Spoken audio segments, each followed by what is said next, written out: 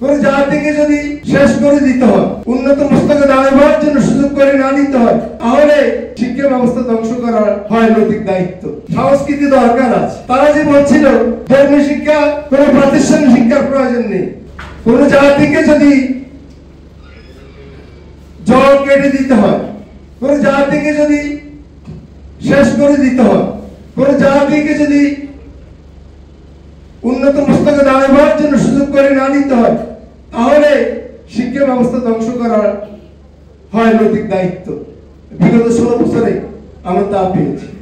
শিক্ষা ব্যবস্থা ছিল না, শিক্ষা ব্যবস্থা বলতে কি ছিল না, কোন স্কুল কলেজে কোথাও সিলেবাসের কোন সমন্বয় ছিল না। যেখানে ডিসি ছিল হিন্দু, সে তার যে স্কুল কলেজ যেগুলোতে সে ছিল কি গভর্নমেন্টের চেয়ারম্যান, সে সেখানে ভারতীয় বই পুস্তক সিলেবাস মুক্ত করেছে। এর অনেক কাহিনী আছে। ধর্মীয় শিক্ষা তো শেষ করে দিয়েছে।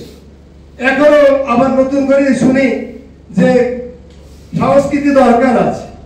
তারা যে বলছিল ধর্মীয় শিক্ষা, কোন প্রাতিষ্ঠানিক শিক্ষার প্রয়োজন নেই, এটা ঘরে বসে মৌলবী ডেকে আউযুবিল্লাহ বিসমিল্লাহ পড়াবে যার প্রয়োজন হয়, এটা বলছে না।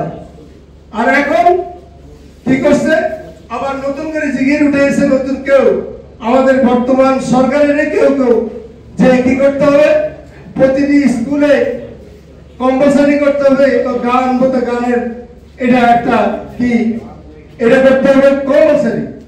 আমি অনুরোধ করবো আমাদের সন্তানরা গান শিখবে, সাংস্কৃতিক অঙ্গনে তাদের অবদান রাখবে, এটা আমরা চাই, কিন্তু এইভাবে নয়।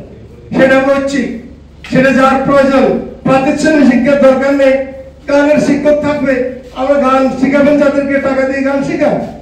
ধর্মীয় শিক্ষাকে উপেক্ষা করে নয়, নৈতিকতা বোধকে উপেক্ষা করে নয়, মানুষের তাহাজিব তাওয়াজ্জুহকে উপেক্ষা করে নয়, মানুষের মানুষ ইসলামের মুসলমান, এই দেশের মুসলিম স্টেট, এখানে মুসলিম অধ্যুষিত দেশ, এখানে এগুলো চলবে না।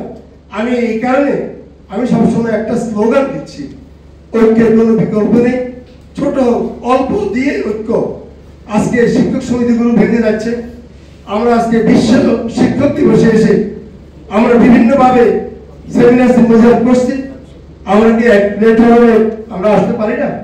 আমরা একই স্লোগান দিতে পারি না? এই দেশে শিক্ষার মানকে উন্নত করার জন্য আমরা সম্মিলিত ভাবে কি প্রচেষ্টা করতে পারি না? কারণ এখন তো আর ওরা নেই যারা এই দেশকে ভারতের হাতে বিকিয়ে দিয়েছে, যারা এই দেশকে ভারতের সিলেবাস মুক্ত করেছে, এই দেশের শিক্ষা ব্যবস্থাকে যারা 16 বছরে ধ্বংস করেছে, এই দেশে ছোট বাচ্চাদেরকে যে অশালীনতা অশ্লীলতা সিলেবাসের ঢুকিয়ে যেভাবে আমাদের হেনস্থ করার চেষ্টা করেছে, বই পুস্তকে মোবাইল, তাদেরকে মোবাইলের ভিতরে আসক্ত করেছে, তার থেকে ইনশাআল্লাহ আমরা বেরিয়ে আসছি। সেটার জন্য প্রয়োজনীয় শিক্ষকদের, সেটার জন্য দরকার অভিভাবকদেরকে একত্র করা। আমরা শিক্ষকরা যদি আজকে যদি বিভিন্নভাবে বিভক্ত হয়ে যাই, তাহলে আমরা সত্যিকার অর্থে জাতিকে যা দেওয়ার তা দিতে পারবো না।